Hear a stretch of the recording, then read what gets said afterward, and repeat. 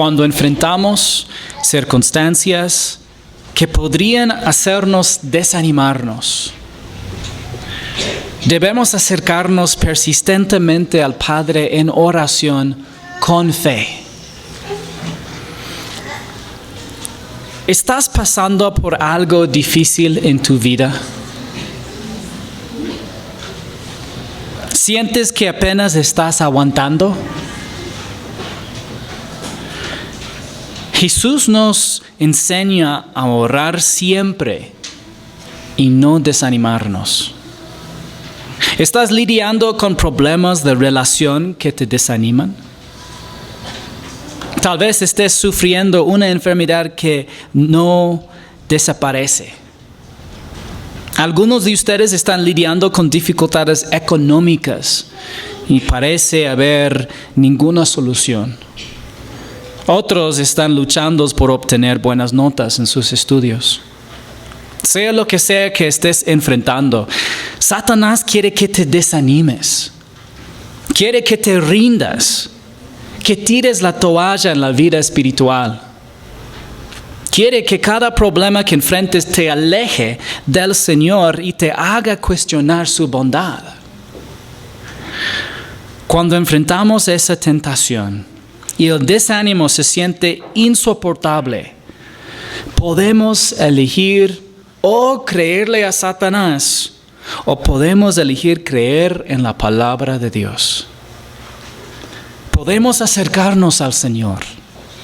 Podemos encontrar consuelo en la sombra de sus alas y saber que Él tiene un plan perfecto. Podemos hacer esto en el momento que damos cuenta, más bien el momento en que nos damos cuenta de esto es cuando hablamos con el Señor. Cuando le llevamos nuestras pruebas y angustias a Él mediante la oración. La alternativa al desánimo es la oración persistente. Al llevar nuestras preocupaciones al Padre, podemos permitir que el Espíritu Santo fortalezca nuestra fe en Jesús y nos dé una paz interior que trasciende las circunstancias e incluso la razón o sabiduría humana. Por favor, abran sus Biblias conmigo en Lucas capítulo 18, versículo 1. Lucas 18, versículo 1. Aquí dice: Jesús les contó una parábola para enseñarles que ellos debían orar en todo tiempo y no desfallecer. Lucas nos explica desde el principio del objetivo de la parábola. Los discípulos de Jesucristo deben orar siempre, en todo momento, y no desfallecer. No quedar desanimados. ¿A quién estaba enseñando Jesús? Lucas 17, 22 nos dice que en ese momento estaba enseñando a los discípulos. Había en cierta ciudad un juez que ni temía a Dios ni respetaba a hombre alguno. También había en aquella ciudad una viuda, la cual venía a él constantemente diciendo: hágame usted justicia de mi adversario. Por algún tiempo el juez no quiso, pero después dijo para sí: aunque ni temo a Dios, ni respeto a hombre alguno, sin embargo, porque esta viuda me molesta, le haré justicia, no sea que por venir continuamente me agote la paciencia. La parábola se centra en dos personajes, un juez y una viuda. ¿Cómo era la vida de una viuda en el Israel del primer siglo? Bueno, una viuda solía sufrir la pobreza. La viuda de la parábola no tiene a nadie que le defienda. De lo contrario, su defensor habría jugado un papel en la historia. ¿Cuál fue su petición? Hágame usted justicia de mi adversario. ¿Cuál fue la respuesta inicial del juez injusto? No quiso. ¿Y por qué finalmente le concedió su petición? Por venir continuamente. ¿Ya? Sí, constantemente ella venía a él. El Señor dijo, escuchen lo que dijo el juez injusto. ¿Y no hará Dios justicia a sus escogidos que claman a Él día y noche? ¿Se tardará mucho en responderles?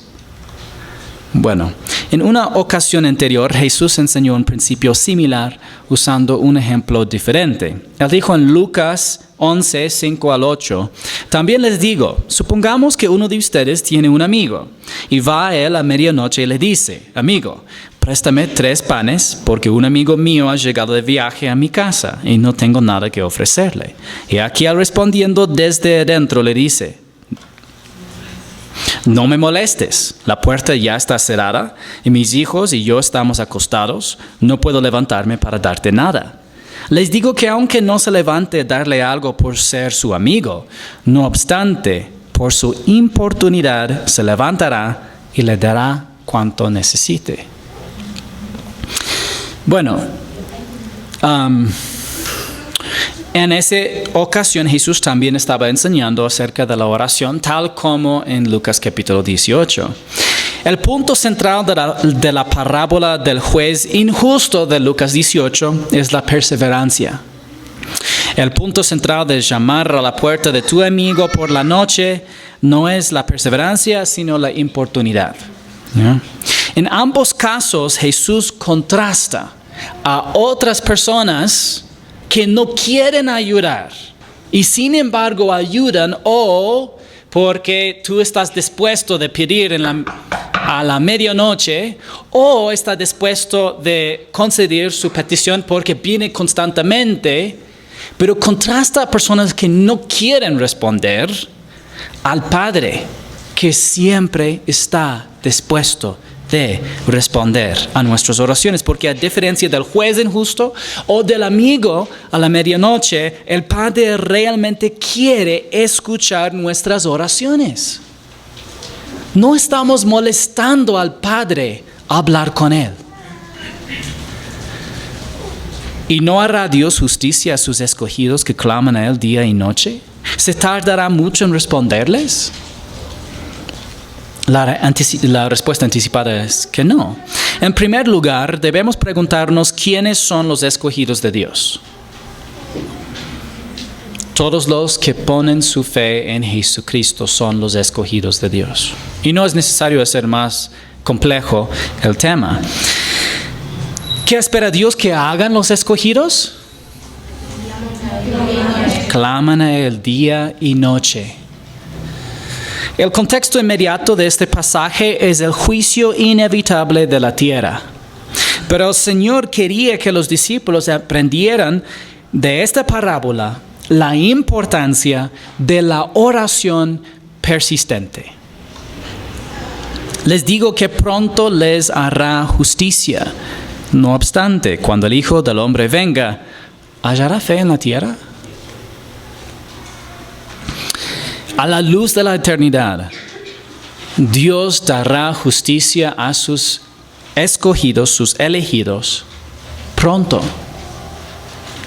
Recuerda que 1000 años son como un día para el Señor.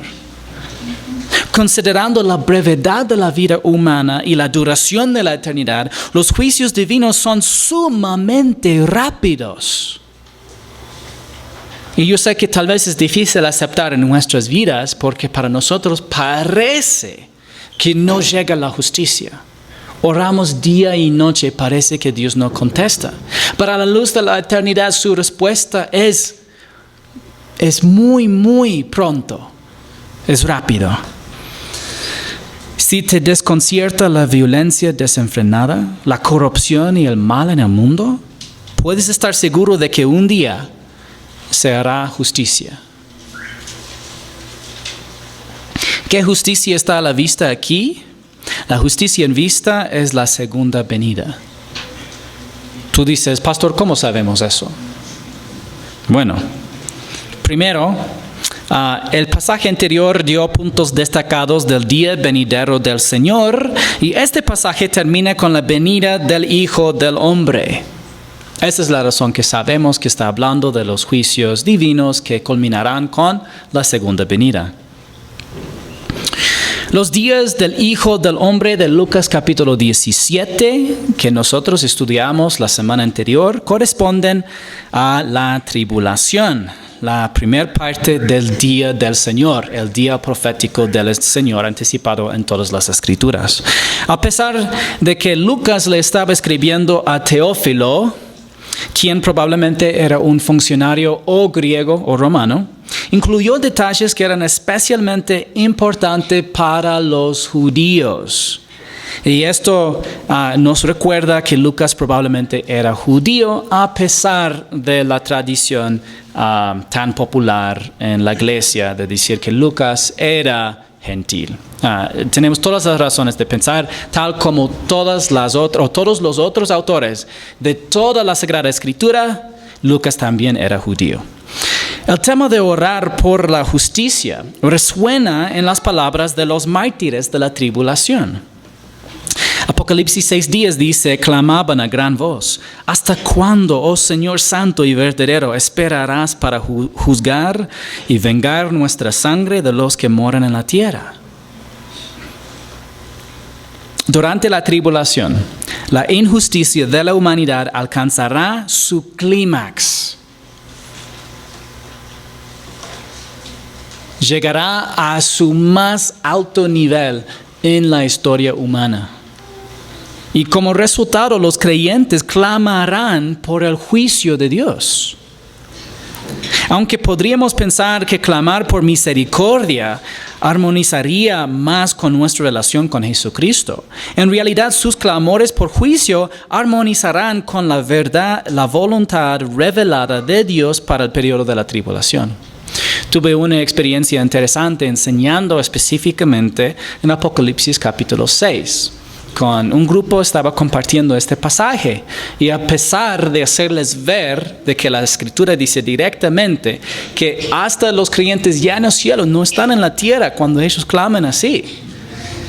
Y sabiendo que ellos están de acuerdo y lo que ellos dicen armoniza con el plan y propósito de Dios, los cristianos naturalmente querían hablar acerca de oración para misericordia y que esto más armonizaba con nuestra relación con Dios.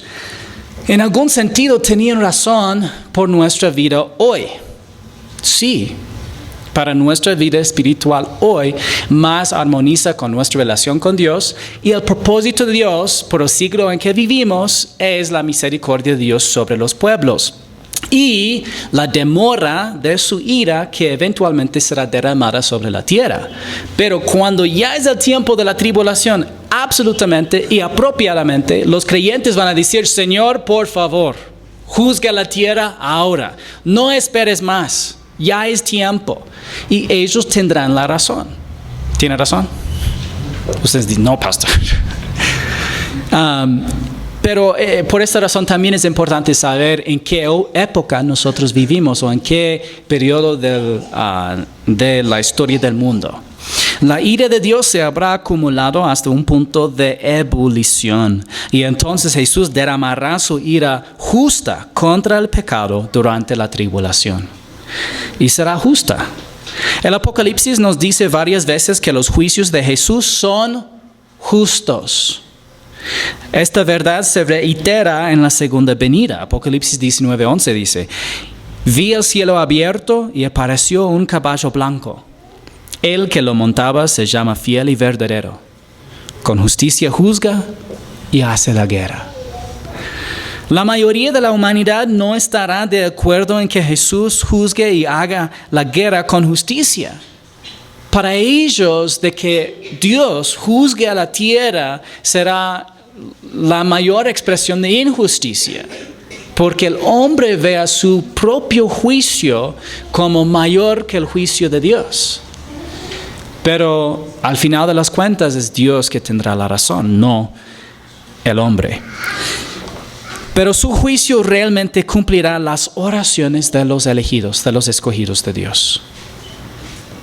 Les digo que pronto les hará justicia.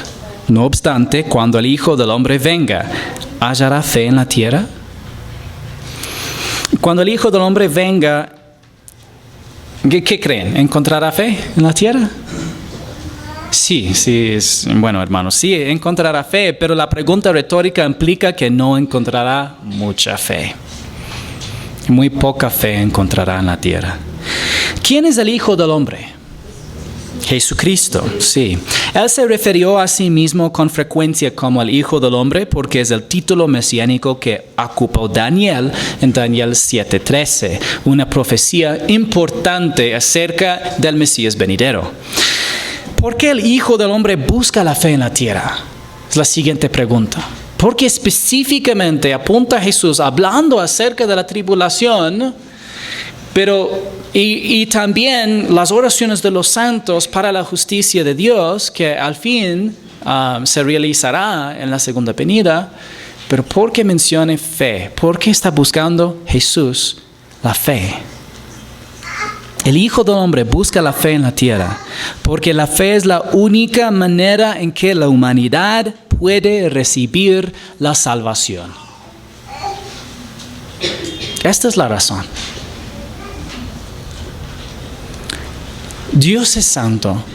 Nosotros somos pecadores y la paga del pecado es la muerte, lo que significa que todos y cada uno de nosotros merecemos la separación eterna de Dios en un lugar consciente, de tormento consciente, que se llama el lago de fuego. Esta es la verdadera enseñanza de las Sagradas Escrituras que se encuentra en muchos lugares. Como Dios es perfectamente justo, no hay nada que podamos darle a cambio de su justicia. Y su justicia requiere que se pague la paga del pecado, que es la muerte. No podemos sobornarlo a través de buenas obras, amando a nuestro prójimo, realizando rituales o incluso tratando sinceramente de guardar los mandamientos de Dios. Para justificarse ante Dios a través de las buenas obras, tendría que hacer siempre el bien y nunca pecar, ni siquiera una vez, ya que la raza humana cayó en el pecado y la muerte a través de un solo acto de desobediencia. Como no podemos y nunca podremos salvarnos a nosotros mismos, el Padre envió a su Hijo a morir en nuestro lugar, para que no tuviéramos que quedar separados de Él. Jesús llevó nuestros pecados en su cuerpo en la cruz y pagó la deuda de nuestros pecados como un sustituto perfecto. El único justo murió por los injustos, nosotros. Fue sepultado y resucitó al tercer día, demostrando que Él es Señor y Dios y demostrando que realmente fue consumado en la cruz. Jesús hizo que la salvación y la vida eterna estuvieran disponibles para cualquiera que simplemente depositara su fe en Él solamente, su muerte en la cruz por nuestros pecados y su resurrección al tercer día. Hechos 16, 30 y 31 dice, y después de sacarlos dijo, señores, ¿qué debo hacer para ser salvo? Y ellos respondieron, ¿ser bautizado? Ellos respondieron, ¿ir a la iglesia fielmente todos los días hasta el fin de tu vida? ¿No? Dijo, ama a tu prójimo y serás salvo. Incluso dijo, amar a Dios sobre todas las cosas y serás salvo.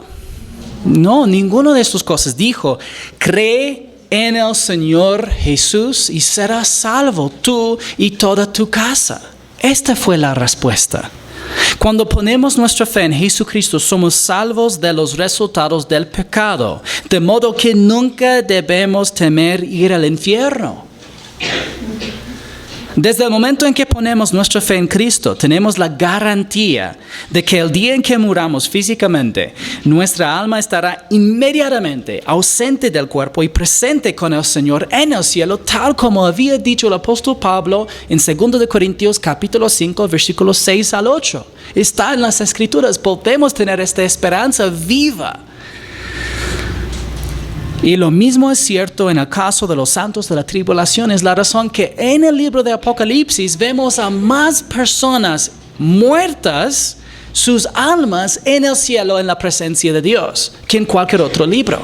Porque ya les da una esperanza que les va a ayudar cuando ellos están atravesando todas las dificultades de la tribulación. Ellos tienen tantas ocurrencias en el libro de Apocalipsis en que hay almas de los muertos en el cielo y ellos dirán, bueno, aunque me quiten la cabeza, yo sé que mi alma va a estar presente con Jesús en el cielo y voy a estar alabándolo. Ya sé exactamente dónde voy a estar y cómo habrá mi experiencia. Tal vez esta es la razón que tenemos específicamente tantas almas en el cielo en el libro de Apocalipsis. Apocalipsis 7, 13 y 14 dice, uno de los ancianos habló diciéndome, estos que están vestidos con vestiduras blancas, ¿quiénes son y de dónde han venido? Y le respondí, Señor mío, usted lo sabe. Y él me dijo, estos son los que vienen de la gran tribulación y han lavado sus vestiduras y las han emblanquecido en la sangre del Cordero. Obviamente está hablando figurativamente. Lavar nuestras vestiduras en la sangre del Cordero significa poner nuestra fe en Jesucristo y en su muerte sustitutiva en la cruz por nuestros pecados. Por eso Jesús pregunta si encontrará fe en la tierra cuando regrese. Y sí, encontrará fe, aunque no mucha. Entonces, ¿qué aplicaciones podemos hacer de la parábola de la viuda persistente o del juez injusto a nuestras vidas? Y esta es la primera. Ellos debían orar en todo tiempo. La parábola nos enseña que debemos orar en todo tiempo. ¿Qué precedente tenemos de la oración persistente? Jesús mismo modela la oración persistente. Lucas 3, 21 y 22. Y aconteció que cuando todo el pueblo era bautizado, Jesús también fue bautizado. Y mientras él oraba, el cielo se abrió y el Espíritu Santo descendió sobre él en forma corporal como una paloma. Y vino una voz del cielo que decía, tú eres mi Hijo amado, en ti me he complacido. Entonces, después de pasar por un ritual importante, Jesús oró. Lo que vamos a ver en este momento son todos los versículos en Lucas donde Jesús oró hasta capítulo 18. No vamos a estudiar los demás porque todavía sigue orando Jesús a través de todo el libro de Lucas. De hecho, en Mateo, Marcos, Lucas y Juan. Pero no hay suficiente tiempo para ver en los 4 evangelios cada vez que Jesús oró, porque Él está orando a través de todos los 4 evangelios. Pero Lucas quiso demostrarnos momentos específicos en que Jesús estaba orando que tal vez haríamos caso omiso si no fuera por el récord que nos da el autor. Después de un ritual importante, Jesús oró. Lucas 5, 15 al 16, su fama se difundía cada vez más y grandes multitudes se congregaban para oír a Jesús y ser sanadas de sus enfermedades. Pero él, con frecuencia, él se retiraba a lugares solitarios y oraba. Después de pasar tiempo con grandes grupos de personas, el Señor se retiraba y oraba. Lucas 6, 12 y 13. En esos días Jesús se fue al monte a orar y pasó toda la noche en oración a Dios. Cuando se hizo de día, llamó a sus discípulos y escogió 12 de ellos, a los que también dio el nombre de apóstoles. Es decir, antes de tomar una decisión importante, Jesús oró toda la noche. Lucas 9, 18 al 20, estando Jesús orando a solas, estaban con él los discípulos y les preguntó, ¿quién dicen las multitudes que soy yo? Ellos entonces respondieron, unos Juan el Bautista, otros Elías y otros que algún profeta de los antiguos ha resucitado. ¿Y ustedes quién dicen que soy yo? Les preguntó, y Pedro le respondió, el Cristo de Dios. Antes de un paso importante en el crecimiento espiritual de los discípulos, el Señor otra vez oró. Lucas 9, 28 al 29, y como 8 días después de estas palabras, Jesús tomó con él a Pedro, a Juan y a Jacobo, y subió al monte a orar. Mientras oraba, la apariencia de su rostro se hizo otra, y su ropa se hizo blanca y resplandeciente. La transfiguración en el monte seguía a la oración intencional. Antes de un acontecimiento muy importante en su ministerio terrenal, Jesús oró. Lucas 10, 21, en aquella misma hora Jesús se regocijó mucho en el Espíritu Santo y dijo: Te alabo, Padre, Señor del cielo y de la tierra. Toma cuenta que en el Espíritu Santo no precedió a hablando palabras sin sentido, sino una oración clara. Pero después de escuchar acerca del ministerio exitoso de los 70, Jesús oró en acción de gracias. Lucas 11:1, aconteció que estando Jesús orando en cierto lugar, cuando terminó, le dijo uno de sus discípulos: Señor, enséñanos a orar, así como Juan enseñó también a sus discípulos. Es decir, que el Señor oró tanto que sus discípulos le pidieron que les enseñara. Una de las pocas cosas que vemos a los discípulos pedir a Jesús.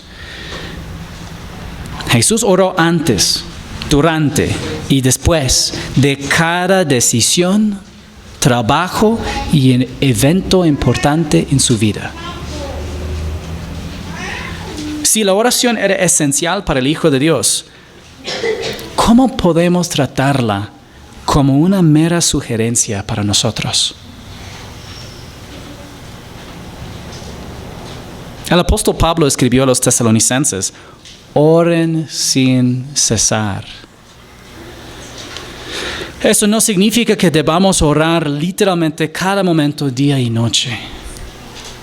Significa que como hijos de Dios debemos orar repetida y habitualmente a nuestro Padre espiritual celestial. ¿Has notado que los niños parecen hablar casi sin parar con sus padres?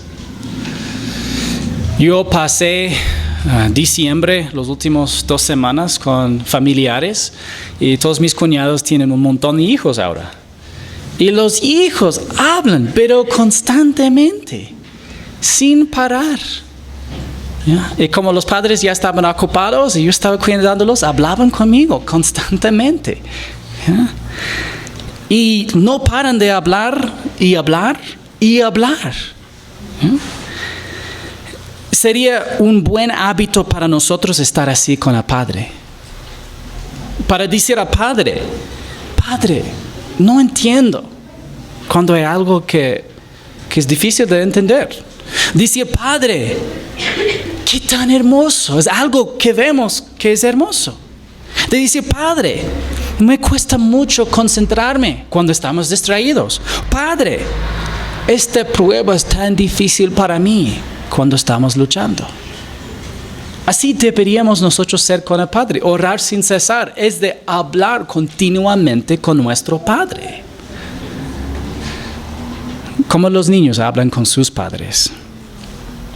Aunque la oración de este tipo puede y debe volverse habitual, es necesario ser intencional en la oración. Pablo escribió a los colosenses diciendo: perseveren en la oración, velando en ella con acción de gracias. Para perseverar en la oración y velar en ella, se requiere intencionalidad.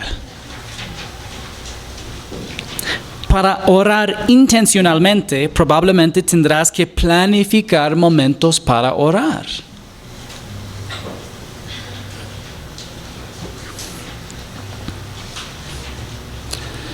Así como la lectura diaria de la Biblia no se realizará sin planificación, tampoco la oración vigilante. ¿Ya? Tuvimos el año pasado un reto de la lectura de la Biblia en un año. Y les aseguro que los que terminaron el reto tenían que ocupar intencionalidad y planificación para realizarlo. ¿Ya? No fue un accidente. No fue algo que solamente les nació en un momento, sino eran decisiones repetidas, constantes en el transcurso del año con intencionalidad.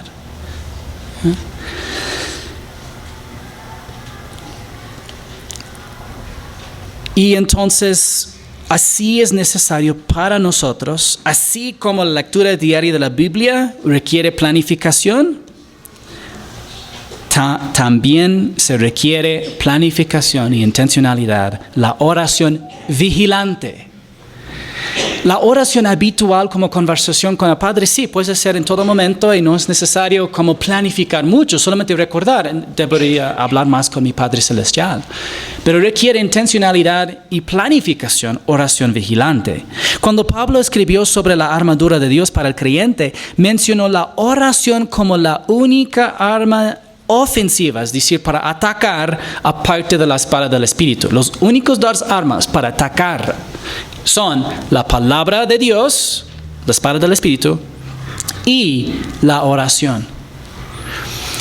Efesios 6:18, con toda oración y súplica, oren en todo tiempo en el Espíritu, y así velen con toda perseverancia y súplica por todos los santos. ¿Con qué frecuencia debemos orar? En todo tiempo. ¿Qué significa orar en el Espíritu? Bueno, significa estar controlados por el Espíritu Santo. Tal como vimos a Jesús, Él oró en el Espíritu Santo y hizo una oración clara hacia el Padre, pero dirigido y controlado por el Espíritu Santo. Nosotros entramos en la familia de Dios mediante la fe sola en Jesucristo solamente. En ese momento entramos en la familia de Dios.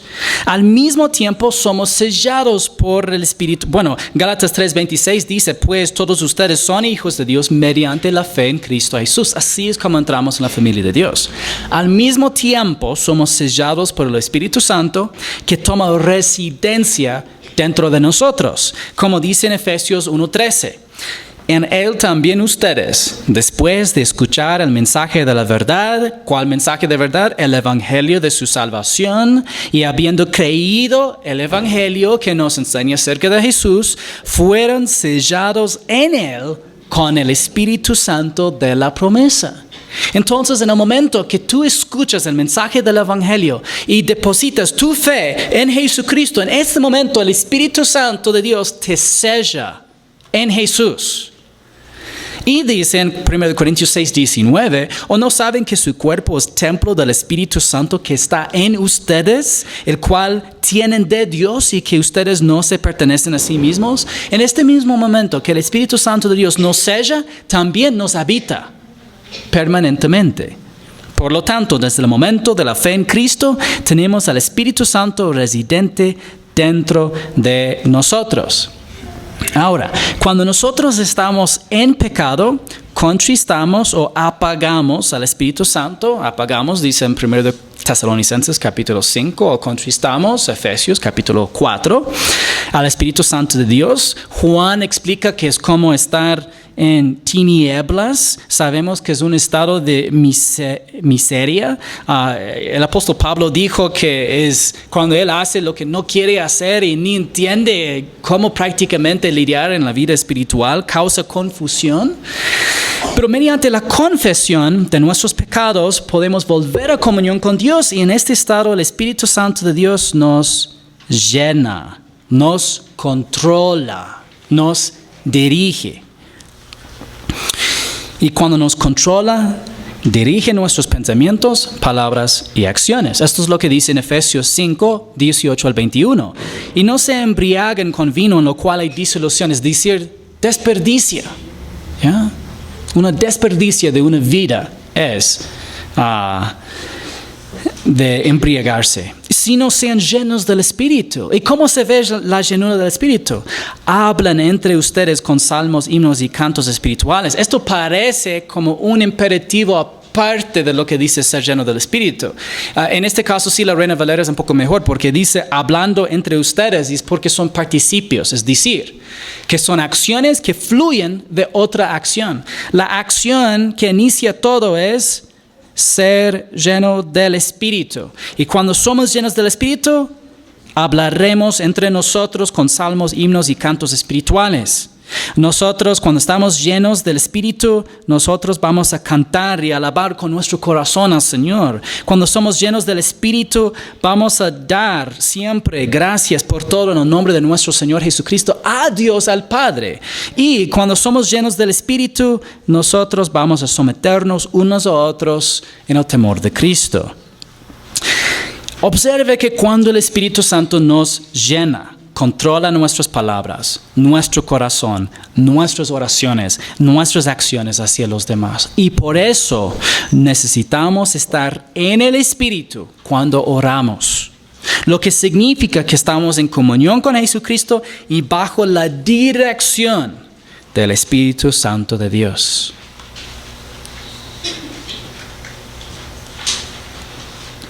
Esta es la razón, no sé si tú has experimentado en algún momento. Para mí muchas veces, cuando siento confundido, cuando siento estresado,